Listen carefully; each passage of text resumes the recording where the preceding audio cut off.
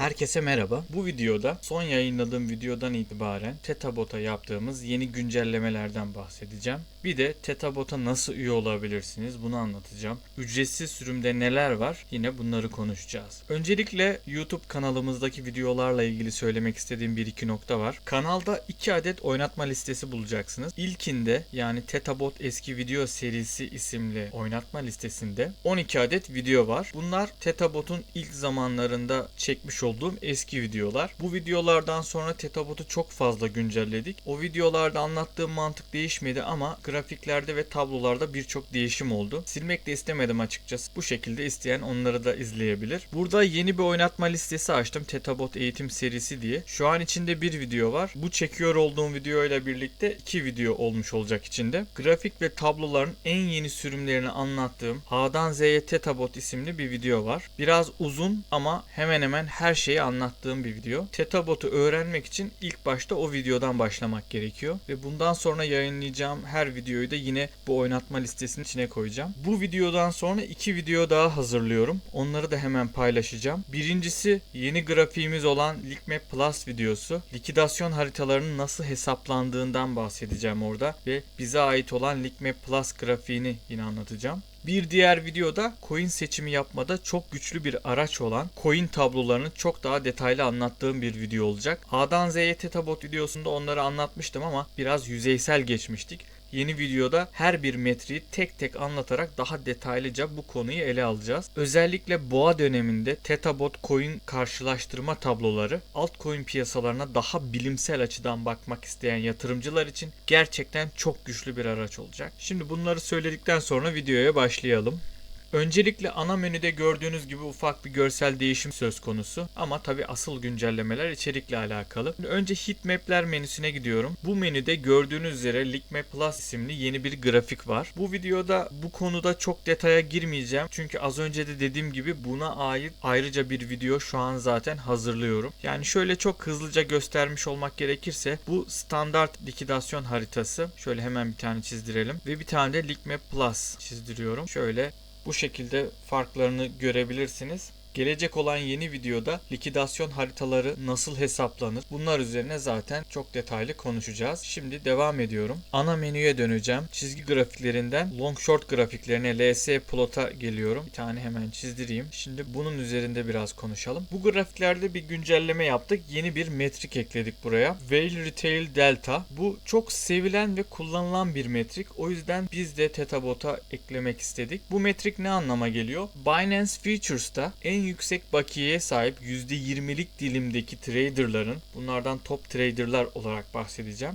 Top traderların long pozisyonları ile tüm traderların long oranının farkını gösteriyor. Yani daha basitleştirmek gerekirse bu değer burada olduğu gibi pozitifse büyük traderlar genele göre daha fazla long eğilimi gösteriyor demektir. Eğer bu değer eksi ise de top traderların genele göre daha fazla short eğiliminde olduğunu bize gösterir. Şu an bu grafiğe baktığımızda şu bölgede ve şu bölgede top traderların genele göre daha fazla long eğiliminde olduğunu söyleyebiliriz. Top traderlar long eğiliminde diye fiyat kesinlikle buradan yükselecek diye bir durumda yok tabii ki. Ama tabii yine de bu anlamda çok önemli bir gösterge olduğunu söyleyebiliriz. Bir altındaki metrik ile bu metrik birbirine yakın sonuçlar verdiği için belki biraz karıştırılabilir. Top Trader Average Position Size Delta metriği yine %20'lik dilimde olan top traderların hem long hem de short pozisyonlar için ortalama pozisyon büyüklüklerinin deltasını yani farkını gösterir.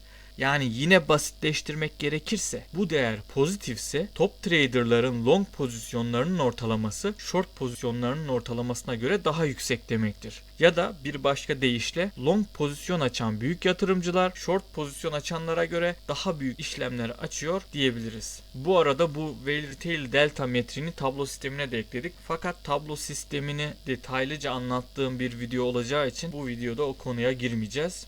Güncelleme ile birlikte burada bazı metriklerde Z değerleri olduğunu görüyorsunuz. Buradaki Z değerleri son değerin bu aralık için hesaplanan Z-score değeridir. Z-score'dan biraz bahsetmek gerekirse Z-score bir standartlaştırma işlemidir. Buraya da formülünü koydum. Bir değerden o değerin bulunduğu veri kümesinin ortalamasını çıkarır. Standart sapmasına bölersek Z-score değerini bulmuş oluruz. Burada X bizim son değerimiz oluyor. X'ten bu zaman aralığındaki ortalamayı çıkartıyoruz.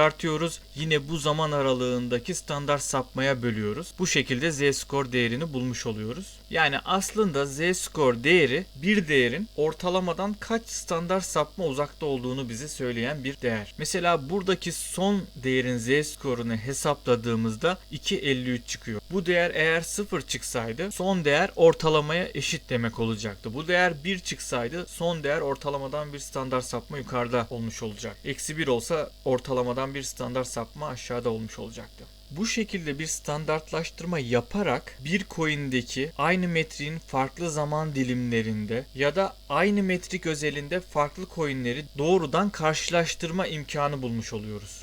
Bu yüzden Z-score değerlerini de bu şekilde grafikler ekledik. Zaten tablo sistemimiz çoğunlukla Z-score üzerine kurulu. Tablo sistemi videosunda yine bu konuya biraz değineceğim. Yani Z-score metrikte bir artış var mı, azalış var mı ya da bir artış varsa bu o metriğin normaline göre ne kadar bir artış, yani anormal bir artış mı ya da anormal bir düşüş mü, aslında bu bilgiyi de bize vermiş oluyor. Yani burada 2.53'ü gördüğünüzde metriğin ortalaması artı standart sapmasından çok daha büyük bir yükseliş olduğunu bize söylüyor ve o metriği dikkate alıp inceleme noktasında bize fikir veriyor diyebiliriz. Şimdi güncellemede başka neler yaptık? Footmap'lere geçerek anlatmaya devam edelim. Ana menüye geliyorum. Heatmap'ler kısmından yine Footmap seçiyorum. Burada iki yeni grafiğimiz var artık. Birincisi Whale Retail Delta'yı buraya da ekledik. Hemen onu göstereyim öncelikle Bitcoin için.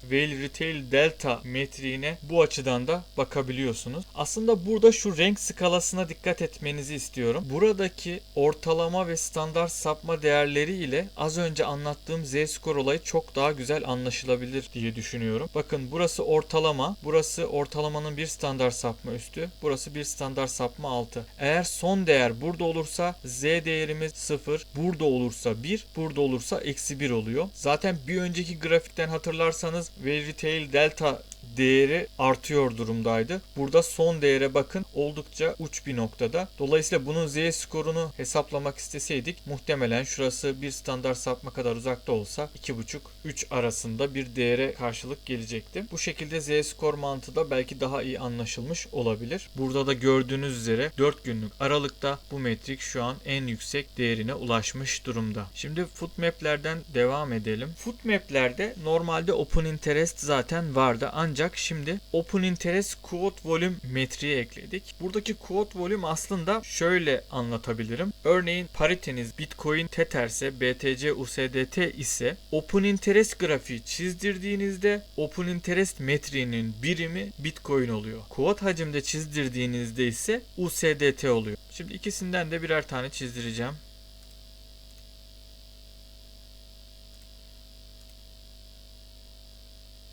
Burada birimler Bitcoin cinsinden, burada Tether cinsinden. Grafiğin bayağı bir değiştiğini fark etmişsinizdir herhalde. Bakın veri dağılımı bile o kadar çok değişiyor ki. Tether bazlı baktığınızda aslında son değer ortalamanın neredeyse 2 standart sapma üzerinde seyrederken Bitcoin bazlı baktığınızda ortalamadan sadece birazcık daha yüksek olduğunu görebiliriz. Şimdi bu konuyla alakalı dikkat çekmek istediğim bir nokta daha var aslında. Ama onu fuzplotlar üzerinden anlatmak istiyorum. Footmap'ler bu şekildeydi zaten. Footmap'lerle ilgili daha detaylı anlatımı A'dan Z'ye Tetabot videosunda izleyebilirsiniz. Şimdi Fuzplot açacağım. 4 saatlik açayım. Burada grafiği açmadan önce Quote Volume butonunu görüyorsunuz. Bu da güncelleme ile birlikte eklediğimiz bir özellik. Burada eğer örneğin BTC USDT grafiği için Quote Volume seçtiğinizde Open Interest, hacim ve onlarla alakalı tüm metriklerin birimi USDT oluyor. Ama Coin Volume seçtiğinizde de bu birimlerin hepsi Bitcoin oluyor. İkisinden de oluşturalım. Yine farkı gözlemleyelim. Bir tane de USDT birimli oluşturuyorum. Şimdi burada bu grafiğe dikkat çekmek istiyorum. Burası Open Interest değişim grafiği. Yani her bir mumdaki Open Interest ne kadar değişmiş bunu gösteriyor. Burada şu an Tether bazlı bakıyoruz. Şimdi de Bitcoin bazlı bakıyoruz. Aslında arada ufak tefek farklılıklar olduğunu siz de gözlemlemişsinizdir. Şimdi bu fark neden oluşuyor? Ya da buna neden dikkat çekmek istiyorum? Şöyle ki Open Interest kullanarak trade yapan çok fazla trader var. Ancak Open Interest değerine sadece Bitcoin bazlı bakmak ya da sadece Tether bazlı bakmak bazen problem olabiliyor. Zaten bu durumun önüne geçebilmek için iki birimde de biz bu verileri vermeye karar verdik. Şimdi mesela Open Interest çok yükselince short açma düşüncesine giren çok fazla trader var. Ama bu bağlamda Open Interest artışına sadece Tether açısından bakınca yanıltıcı olabiliyor. Bakın buradaki değişim şu an ikisi de pozitif ama pozitifken bu negatif ya da bu negatifken bu pozitif de olabilir. Bunun sebebi de aslında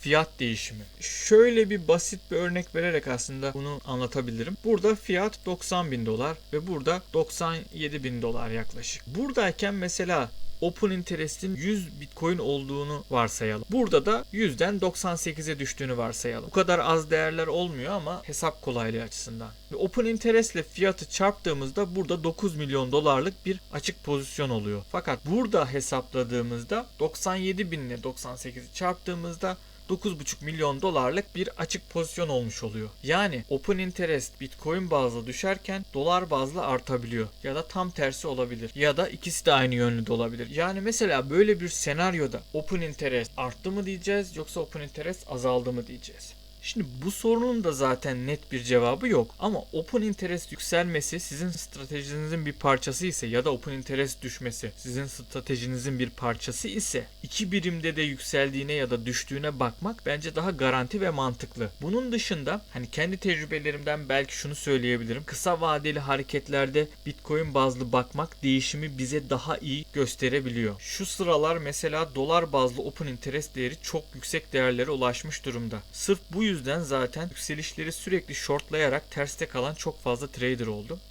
Ama Bitcoin bazlı baktığımızda yine bir artış söz konusu ama öyle all time high seviyesinde bir artış söz konusu değil. O açıdan olayı biraz da bu anlattığım şekilde yorumlamanın faydalı olacağını düşünüyorum. Konu belki biraz sıkıcı gelebilir. O yüzden çok fazla uzatmak istemiyorum ama eğer ilgi olursa çok daha detaylı bir videoda bununla alakalı yapabilirim. Çok farklı senaryolarda neler oluyor bunları inceleyebiliriz.